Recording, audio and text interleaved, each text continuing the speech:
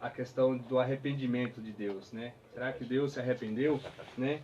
Então vou estar lendo aqui e logo em seguida estaremos, né, desfrutando do que o Eterno tem para nós.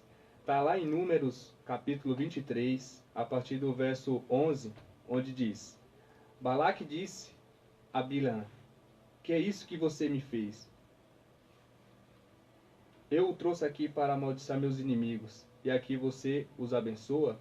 Ele respondeu: Não devo eu cuidar de dizer aqui Adonai põe em minha boca? Balaque lhe disse: Está bem, venha comigo a outro lugar onde você poderá vê-los. Verá apenas alguns deles, não todos, mas poderá amaldiçoá-los. Para mim, dali. Ele o levou pelo campo de Tisofim ao cume da cordilheira de Pisga. Construiu 7 altares e ofereceu um novilho e um carneiro sobre cada altar. Bilhã disse a Balaque: permaneça aqui com a sua oferta queimada, enquanto vou até ali para um encontro. Adonai encontrou-se com Bilhã, pôs uma palavra em sua boca e disse: volte para Balaque e fala o que eu disser. Ele se aproximou de Balaque e da oferta queimada com todos os príncipes de Moabe. Balaque perguntou-lhe: o que Adonai disse?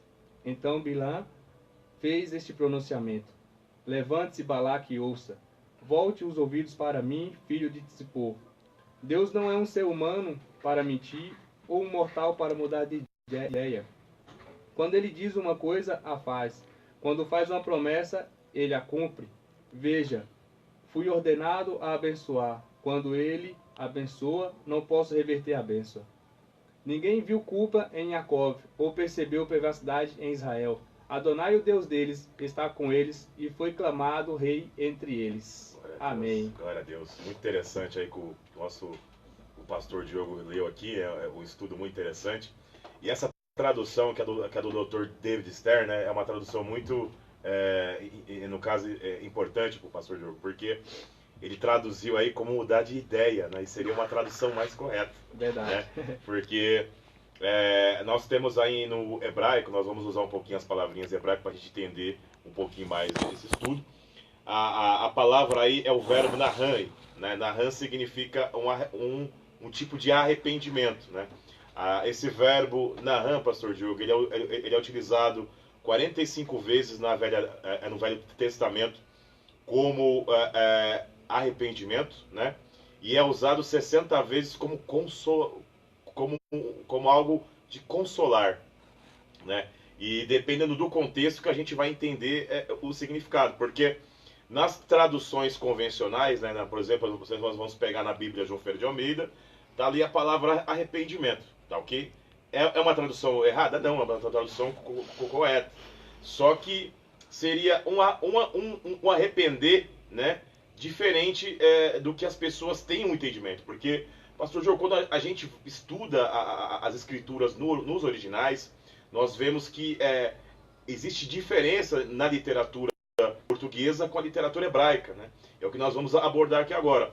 Porque, pastor Diogo, se nós observarmos, né, Gênesis 6, fala que Deus ali se arrependeu de ter feito o homem.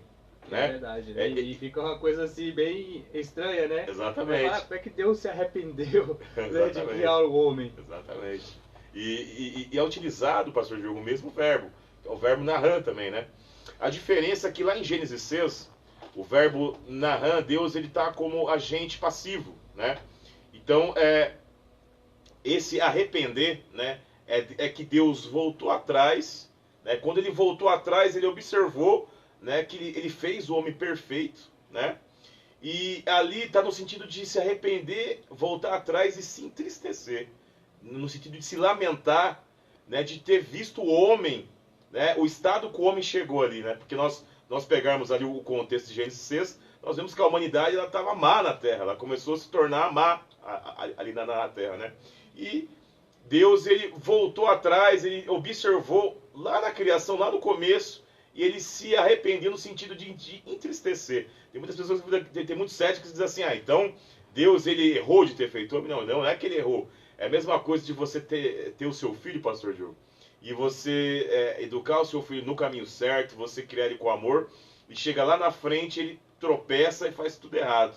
Aí você volta lá atrás, você lembra do do momento a qual ele foi gerado no ventre da sua esposa, a primeira roupinha que você comprou, né? E você observa o seu filho e ele, né? E você volta lá atrás e observa e se entristece pelo estado que ele está agora, né? Então é nesse sentido que Deus quis passar em Gênesis 6. É verdade, né, evangelista Keston? Porque antes mesmo, né, de chegar a esse texto, o Senhor, depois de ter feito tudo, né, ele olha e vê que foi tudo bom, foi tudo perfeito, né, é tudo agradável. E a prova, tanto assim, que o Senhor, ele se agradou do que fez, né, falando agora diretamente do homem, é que ele vinha no Éden, né? Ele vinha no jardim para conversar com o homem, para ter intimidade. Então, como que ele se arrepende, né, de algo a qual ele vinha ter uma intimidade, né? Então, isso já nos leva a ter uma compreensão diferente, né, da questão de tradução. Exatamente. Né? Porque essa que nós lemos, né, traz um sentido assim mais perto,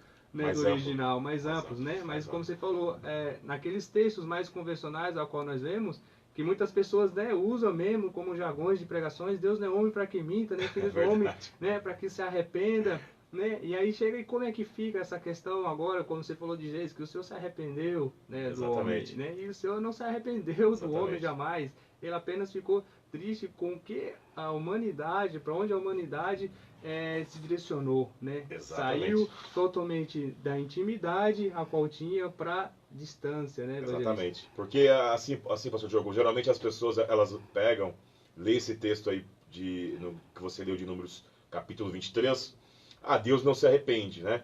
Então a pessoa subentende que Deus não volta atrás, né? Na realidade, Deus volta atrás, né? E a gente vai utilizar esse texto que você leu de número 23, né? Que o Dr. David Stern, ele traduziu como mudar de ideia. Ele foi muito sábio, porque o arrepender de Números 23 não é igual o arrepender de Gênesis 6, né? Apesar de ser a mesma palavra em hebraico, existe um contexto diferente, né? Nós sabemos aí que no contexto de Números 23, o rei, né, o rei de Moabe, né, ele queria amaldiçoar o povo de Israel, né, e você leu sabiamente do verso 11 em diante aí, e no verso 18, pastor Diogo, você pode observar que quando Balaque ele sai, deixa ali, aliás, quando Balaão deixa ali Balaque e vai falar com Deus, ele, no caso, retorna, né? Existe uma revelação muito, muito interessante nos originais aí, porque no verso 18 ele começa a recitar uma parábola, né? Tá a palavra meshal, né? Meshal em hebraico é parábola. Ele recita uma parábola e ele começa assim, o verso de 18. Levanta, né? Levanta Balaque, né? Lembrando que a palavra Balaque em hebraico significa destruidor. Levanta, destruidor. A revelação mais interessante aí, o pastor Diogo, que quando ele fala levanta, né, antes da gente entrar no contexto ali de arrependimento, é usado porque existe duas palavras em hebraico para levantar, né? Existe o verbo sa e o verbo kum, né? O verbo kum é o mesmo verbo que é utilizado para a palavra para a ressurreição em hebraico, né? Se você pegar lá Isaías 66, onde fala de ressurreição, é usado o mesmo verbo kum.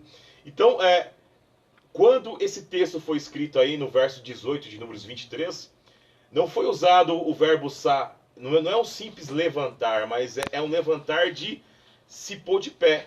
Ou seja, dentro dessa parábola, Deus usou Balaão para passar uma mensagem para Balaque, para ele ressuscitar, porque o caminho que ele estava indo, pastor Gil, estaria levando ele à morte, porque ele queria que Balaão amaldiçoasse um povo que Deus já abençoou, né?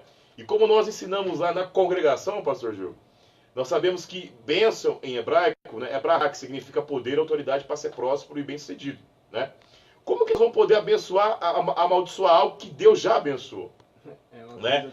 Ou seja, Deus escolheu um povo, pastor Diogo. Deus escolheu um povo para ser luz para as nações, que é o povo de Israel, que era a nação que iria comportar o nosso Messias, Jesus Cristo, Yeshua HaMashiach.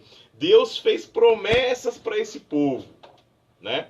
Como que esse povo como que esse Deus iria mudar de ideia, né? Se arrepender do que ele falou para esse povo? É uma coisa meio impossível, né? Se nós pegarmos, pastor Diogo, o verso 19, eu vou ler só alguns pedacinhos em hebraico aqui e explicar para o pessoal, né, para o pessoal entender.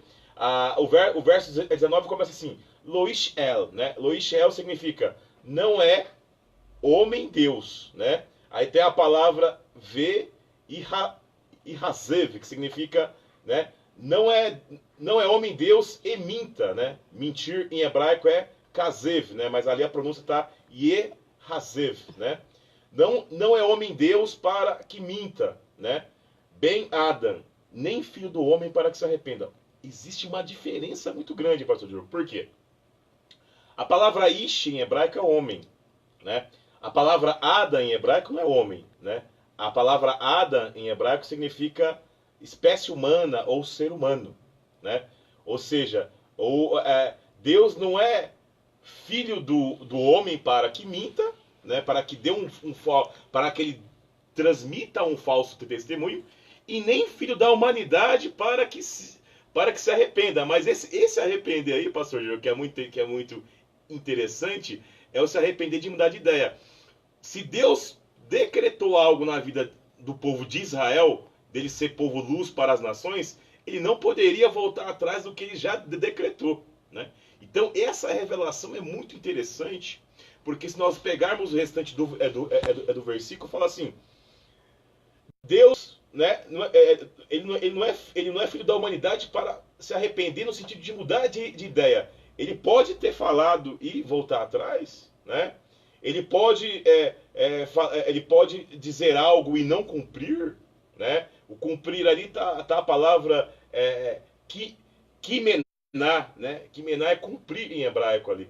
Ou seja, nós podemos ver, o pastor Diogo, que o contexto conota que a palavra arrepender ali está no contexto de Deus decretar algo e voltar atrás. Então você vê que existe uma diferença muito grande em cima disso. Com certeza, né? Nós vemos que nós não podemos comparar jamais o nosso Deus, né, o nosso Criador, É verdade. Com os nossos sentimentos. Né? É verdade.